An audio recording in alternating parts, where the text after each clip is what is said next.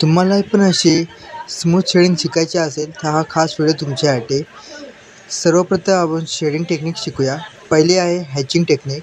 यामध्ये आपण डार्क भागाकडून लाईट भागाकडे स्ट्रोक मारतो. दुसरी आहे क्रॉस हॅचिंग. यामध्ये पण आपण सेम टेक्निक वापरतो, पण याच्यामध्ये दोनदा स्ट्रोक मारतो क्रॉसवाईज. दुसरी आहे ब्लेंडिंग. ब्लेंडिंगमध्ये आपण पेन्सिलच्या नोकने जवळजवळ स्मूथ शेडिंग करतो आणि ब्रशने ते ब्लेंड करतो. दुसरी आहे स्टिम्पलिंग. स्टिम्पलिंगमध्ये पेन्सिलच्या नोकने डॉट्स मारतो. डॉट्सच्या साहाय्याने आपण शेडिंग करतो. तिसरी आहे ग्रेडियंट. ग्रेडियंटमध्ये पेन्सिल एकदम फ्लॅट करून शेडिंग करतो. तुम्हाला वाटत असेल ब्लेंडिंग आणि ग्रेडियंट सेम आहे, पण ब्लेंडिंगमध्ये आपण पेन्सिलच्या नोकने शेडिंग करतो आणि ग्रेडियंटमध्ये आपण पेन्सिल फ्लॅट करून शेडिंग करतो.